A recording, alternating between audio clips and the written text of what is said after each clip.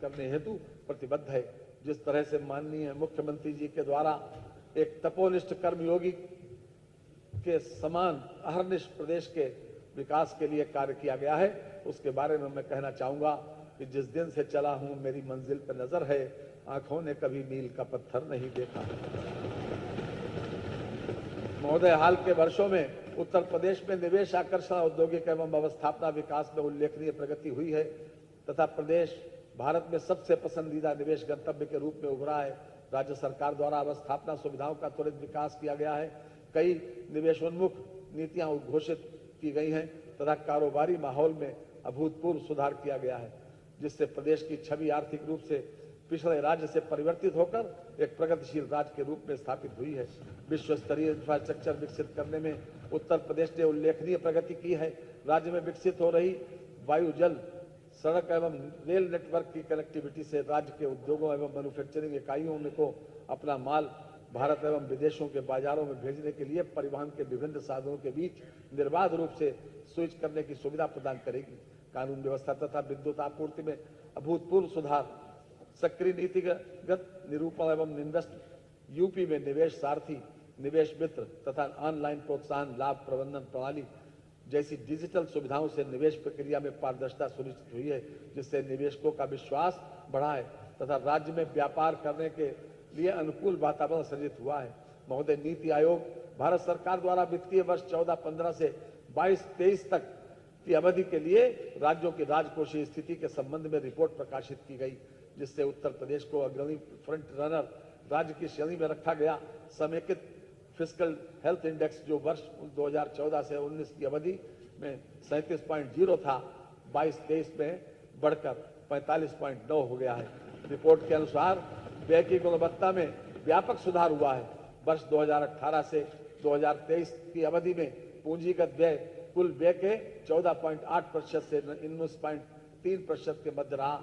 इस अवधि में यह अनुपात देश के प्रमुख राज्यों के औसत अनुपात से अधिक रहा है। सामाजिक क्षेत्र में पूंजीगत व्यय में 27% तथा राजस्व व्यय में 9% वार्षिक दर से वृद्धि हुई है। इसी प्रकार आर्थिक सेवाओं के अंतर्गत भी पूंजीगत व्यय में पर्याप्त वृद्धि परिलक्षित हुई है। वित्तीय वर्ष 2018-19 में स्वास्थ्य एवं परिवार कल्याण पर व्यय के कुल व्यय का 4.9% था, जो वर्ष 2022-23 में बढ़कर 6.5% हो गया, जो देश के प्रमुख राज्यों में सर्वाधिक था। प्रदेश का राजकोषीय घाटा निर्धारित सीमा के अधीन रहा है। राजस्व बचत तथा प्राथमिक बचत के कारण सकल राज्य घरेलू उत्पाद के प्रतिशत के रूप में ऋणग्रस्तता में कमी दर्ज की गई है। माननीय भारतीय रिजर्व बैंक द्वारा राज्यों के बजट के संबंध में वित्तीय वर्ष 2024-25 में प्रकाशित अध्ययन रिपोर्ट के कुछ मुख्य बिंदु में इस सम्मानित सदन के समक्ष रखना चाहूंगा। देश के सभी राज्यों की स्वयं के कर की प्राप्तियों में उत्तर प्रदेश का अंश वर्ष 2022-2023, 2023-2024, 2024-2025 में क्रमशः 9.9%, 10.5% एवं 11.6% रहा, जो महाराष्ट्र के उपरांत देश में सर्वाधिक है। उक्त वर्षों में सभी राज्यों में राजस्व प्राप्तियों के सापेक्ष ब्याज पर व्यय क्रमशः 12.6, 12.3 एवं 12.1% रहा, जबकि उत्तर प्रदेश में यह प्रतिशत 10.3, 9.4 एवं 8.9 रहा। सकल राज्य घरेलू उत्पाद के प्रतिशत के रूप में सभी राज्यों की स्वयं के कर से प्राप्ति का औसत उक्त वर्षों में क्रमशः 6.5, 7.0 तथा 7.2% रहा, जबकि उत्तर प्रदेश में यह अनुपात क्रमशः 7.6, 9.8 तथा 10% रहा। इस अवधि में सकल राज्य घरेलू उत्पाद के प्रतिशत के रूप में सभी राज्यों का विकास व्यय क्रमशः 10.9, 11.9 एवं 12% रहा, जबकि उत्तर प्रदेश में यह औसत क्रमशः 13.8, 16 एवं 16.7% रहा। समस्त राज्यों द्वारा कुल व्यय के प्रतिशत के रूप में चिकित्सा, स्वास्थ्य एवं परिवार कल्याण पर भी किए गए व्यय के औसत की तुलना में वित्तीय वर्ष 18-19 तथा 2021-22 के अलावा वर्ष 17-18 से 2024-25 तक उत्तर प्रदेश द्वारा किया गया व्यय लगातार अधिक रहा। वर्ष 17-18 में सभी राज्यों के औसत अनुपात 5.0% के सापेक्ष उत्तर प्रदेश का अनुपात 5.3 तथा 24-25 में 5.6% सापेक्ष 5.9% रहा है। प्रदेश की ऋणग्रस्तता जो वर्ष 2016-17 की समाप्ति पर जीएसडीपी का 36.7% थी, घटकर वर्ष 2022-23 में वास्तविक आंकड़ों में 34.4% हो गई। उपरोक्त सभी आंकड़े जो भारतीय रिजर्व बैंक द्वारा देश के सभी राज्यों के बजट का अध्ययन कर प्रकाशित किए गए हैं, से स्पष्ट है कि उत्तर प्रदेश सरकार द्वारा न केवल अपने आंतरिक संसाधनों की अभिवृद्धि पर जोर दिया गया, अपितु विकास व्यय एवं स्वास्थ्य सेवाओं पर व्यय बढ़ाया गया है और ऋणग्रस्तता में कमी लाई गई है। यह हमारी सरकार के कुशल वित्तीय प्रबंधन का परिचायक है। महोदय, वर्ष 2017-18 में जब प्रदेशवासियों की सेवा का अवसर हमें प्राप्त हुआ तो प्रदेश की अर्थव्यवस्था पूरी तरह बदहाल थी तथा जीएसडीपी मात्र 12.8 लाख करोड़ रुपए के स्तर पर था। हमारी सरकार के कार्यकाल में हमने प्रदेश की अर्थव्यवस्था को दोगुना कर दिया है। वर्ष 2024-25 में प्रदेश की जीएसडीपी 27.51 लाख करोड़ रुपए रहने का अनुमान। मैं ये भी बताना चाहूंगा कि हम देश के में विकास दर में वृद्धि करने वाले राज्यों में अग्रणी स्थान पर खड़े हैं। वर्ष 2023-24 में भारत देश की जीडीपी की वृद्धि दर 9.6% थी, जबकि हमारे प्रदेश की वृद्धि दर 11.6% रही। वित्तीय वर्ष 2016-17 में प्रदेश की प्रति व्यक्ति आय मात्र 52,671 रुपए थी। मात्र 3 वर्ष की अवधि में प्रति व्यक्ति आय 2019-20 में बढ़कर 65,660 रुपए के स्तर पर पहुंच गई। उसके उपरांत कोविड महामारी की विभीषिका के कारण पूरे विश्व की अर्थव्यवस्था को झटका लगा। इसके बाद मात्र 3 वर्ष में 14.9% अप्रत्याशित वार्षिक वृद्धि दर प्राप्त करते हुए हम प्रति व्यक्ति आय को वर्ष 2023-24 में 93,514 रुपए के स्तर पर ले आए हैं। मान्यवर, वित्तीय वर्ष 2025-26 के बजट में सम्मिलित प्रमुख योजनाओं का ब्यौरा प्रस्तुत करने के पूर्व मैं बजट की संक्षिप्त रूपरेखा इस सम्मानित सदन के समक्ष रखना चाहता हूं। प्रस्तुत बजट का आकार 8,08,736 करोड़ 6 लाख रुपए है, जो वर्ष 24-25 के बजट से 9.8% अधिक है मूल बजट से। बजट में पूंजीगत परिव्यय कुल बजट का लगभग 20.5% है। पूंजीगत परिव्यय के अंतर्गत अवसंरचना, निर्माण, विस्तार एवं निवेश संबंधी व्यय आते हैं। उद्योग, आवागमन, उत्पादों की बाजार तक पहुंच तथा प्रदेश में पूंजी निवेश को आकर्षित करने जैसे महत्वपूर्ण गतिविधियों में पूंजीगत व्यय की भूमिका अत्यंत महत्वपूर्ण होती है। इस बजट में अवस्थापना विकास हेतु 22%, शिक्षा हेतु 13%, कृषि और संबद्ध सेवाओं के हेतु 11%, चिकित्सा एवं स्वास्थ्य के क्षेत्र में 6%, सामाजिक सुरक्षा एवं कार्यक्रमों हेतु 4% एवं संसाधन आवंटित किए गए हैं। हमने बजट में शोध एवं विकास तथा सूचना और प्रौद्योगिकी पर भी ध्यान दिया है। विधानसभा को आधुनिक आईटी सिस्टम से लैस करने के लिए हम बजट में विशेष रूप से व्यवस्था प्रस्तावित की गई है। ये प्रक्रिया आगे भी चलती रहेगी। प्रदेश में को आर्टिफिशियल इंटेलिजेंस के क्षेत्र में एक हब के रूप में विकसित करने हेतु आर्टिफिशियल इंटेलिजेंस सिटी की स्थापना तथा साइबर सिक्योरिटी में टेक्नोलॉजी रिसर्च ट्रांसलेशन स्थापना की नई योजना बजट में सम्मिलित की गई है। प्रदेश के प्राथमिक एवं उच्चतर माध्यमिक 12-24 तक कुल पंजीकृत 77,210 अभियोगों के सापेक्ष 66,475 अभियोगों का निस्तारण कर 43,202 अभियुक्तों के विरुद्ध कार्रवाई करते हुए 320.89 करोड़ रुपए की धनराशि बरामद की गई। अपराधों पर अंकुश लगाए जाने की प्रभावी कार्रवाई के तहत दिनांक 20 मार्च 2017 से 23 जनवरी 2025 तक प्रदेश के विभिन्न जनपदों के दुर्दांत अपराधियों के विरुद्ध कार्रवाई के दौरान कुल 221 अपराधी मुठभेड़ में मारे गए एवं 8,022 घायल हुए। वर्ष 2017 से पूर्व उत्तर प्रदेश में मात्र 4 विधि विज्ञान प्रयोगशालाएं स्थापित थी। वर्ष 2017 के पश्चात 8 नए जनपद मंडल में विधि विज्ञान प्रयोगशालाओं की स्थापना की गई। जनपद अयोध्या, बस्ती, बांदा, आजमगढ़, मिर्जापुर एवं सहारनपुर में 6 नई विधि विज्ञान प्रयोगशालाओं की स्थापना का कार्य प्रचलित है। कारागार प्रशासन प्रदेश की 74 कारागार एवं जनपद न्यायालयों में संचालित वीडियो कॉन्फ्रेंसिंग इकाइयों से बंदियों की रिमांड की कार्रवाई हो रही है। कारागारों की सुरक्षा व्यवस्था हेतु लगभग 4800 सीसीटीवी कैमरे स्थापित हैं, जिनकी फीड प्राप्त किए जाने हेतु मुख्यालय में वीडियो पाल स्थापित है। 24 कारागारों में 3G क्षमता के 271 मोबाइल फोन जैमर स्थापित हैं। मानवर, आज से 7-8 साल पहले प्रदेश में चिकित्सा सुविधाएं अत्यंत जर्जर अवस्था में थी। प्रत्येक वर्ष प्रदेश के विभिन्न क्षेत्रों में संक्रामक रोगों से बड़े पैमाने पर मौतें हुआ करती थी। प्रदेश रोगों की पहचान रोकथाम और इलाज की व्यवस्थाएं जन सामान्य को उपलब्ध नहीं थी। हमने कोविड वैश्विक महामारी का दौर भी देखा, जिसके दौरान प्रदेश में जिस कुशलता के साथ इस विभीषिका का सामना किया गया, उसकी प्रशंसा विश्व स्तर पर की गई। आज प्रदेश में चिकित्सा सुविधाओं का प्रसार जिस प्रकार हुआ है और लगातार हो रहा है, वह अद्भुत है। रात कितनी ही भले हो स्याह, आखिर में उसे मात खानी ही पड़ेगी रोशनी के हाथ से। चिकित्सा शिक्षा वर्तमान में प्रदेश में 80 मेडिकल कॉलेज हैं, जिनमें 44 राज्य सरकार द्वारा संचालित है एवं 36 निजी क्षेत्र में है। प्रदेश में 2 एम्स एवं IMS BHU वाराणसी तथा जवाहरलाल नेहरू मेडिकल कॉलेज अलीगढ़ संचालित है।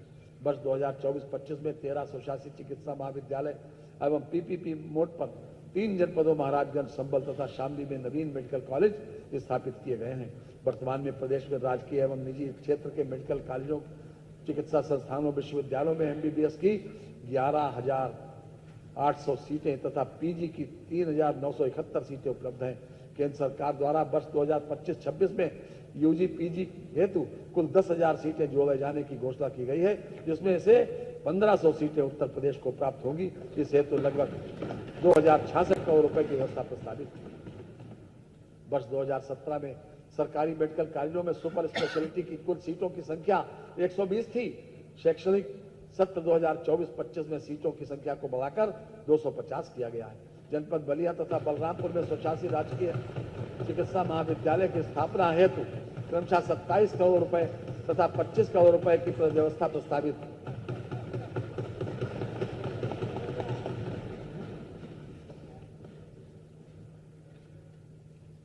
चिकित्सा, स्वास्थ्य एवं परिवार कल्याण। आयुष्मान भारत प्रधानमंत्री जन आरोग्य योजना अंतर्गत 5.13 करोड़ लोगों के आयुष्मान कार्ड बनाए गए हैं। आयुष्मान कार्ड बनाने में पूरे भारत में उत्तर प्रदेश प्रथम स्थान पर है। प्राथमिक स्वास्थ्य इकाइयों को आयुष्मान आरोग्य मंदिर के रूप में उच्चीकृत किया जा रहा है।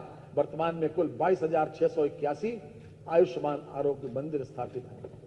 उपकेंद्रों से टेलीकंसल्टेशन प्रारंभ कर ग्रामीण क्षेत्रों में चिकित्सा सुविधाएं उपलब्ध कराने का आरंभ जुलाई 2020 से किया गया है। प्रदेश में राष्ट्रीय स्वास्थ्य मिशन द्वारा पोषित PPP मोड पर निःशुल्क डायलिसिस सेवाएं उपलब्ध कराई जा रही हैं।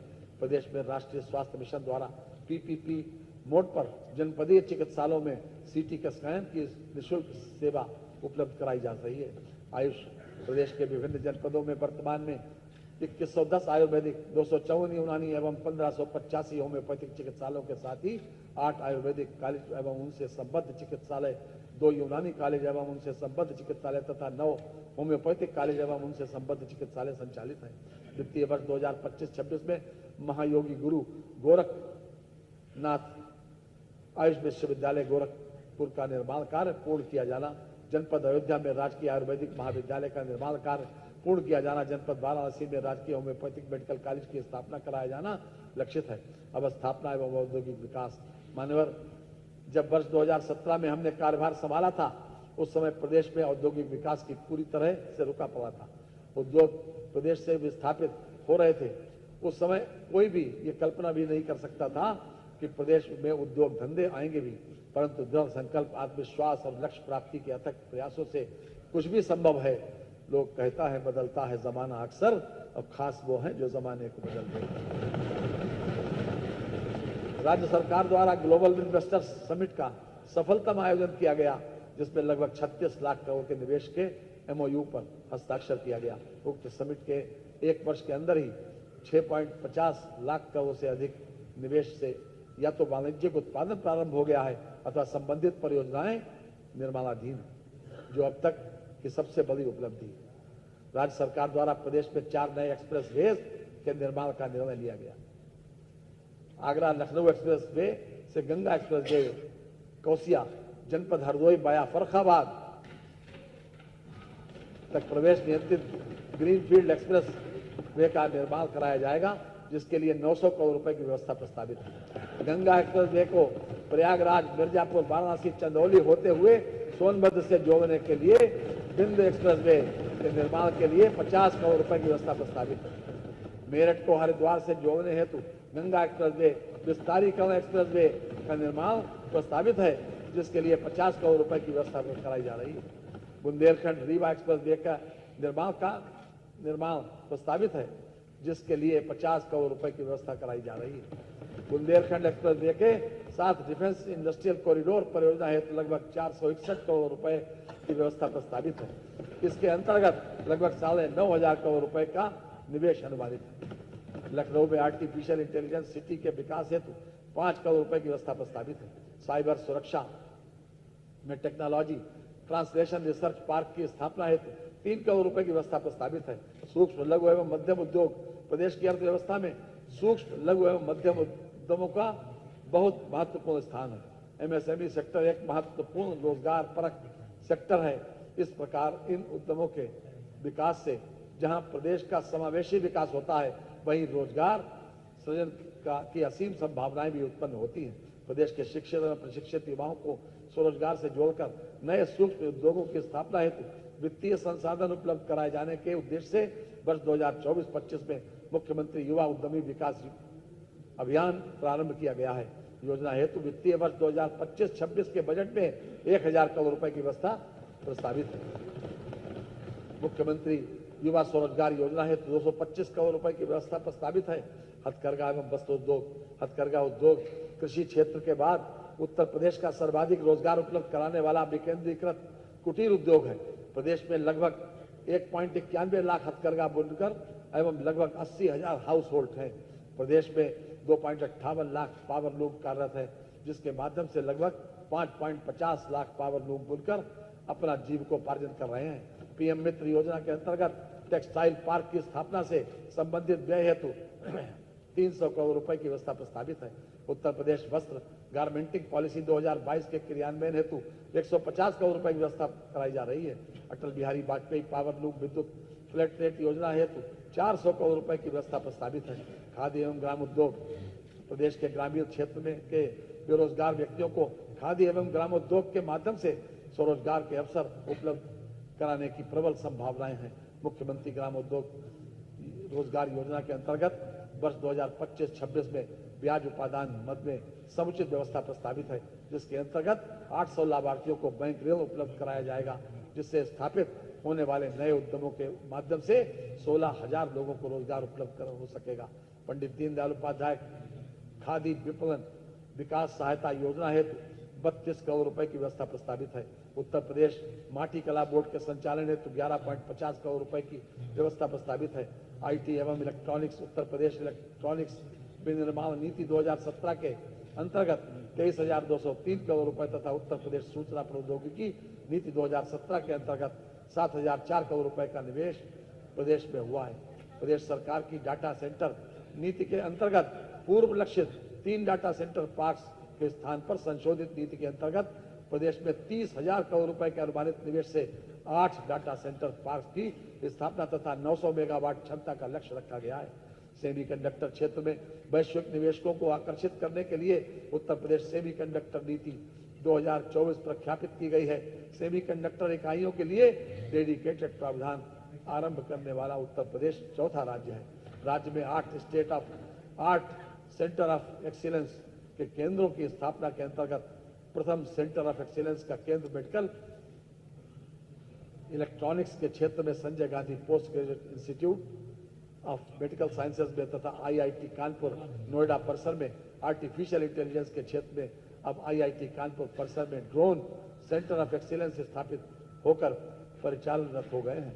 सड़क एवं सेतु प्रदेश की अर्थव्यवस्था को $1 ट्रिलियन तक का प्रदेश सरकार के लक्ष्य के दृष्टिगत प्रदेश में नॉर्थ साउथ कॉरिडोर के विकास हेतु मार्गों के चौड़ीकरण सुदृढ़ीकरण निर्माण की योजना प्रारंभ की गई है, जिसके लिए 200 करोड़ रुपए की बजट व्यवस्था प्रस्तावित है। प्रदेश में सेतु एवं रेल उपरगामी अधोगामी सेतुओं के निर्माण हेतु कुल 1450 करोड़ रुपए की बजट व्यवस्था प्रस्तावित है।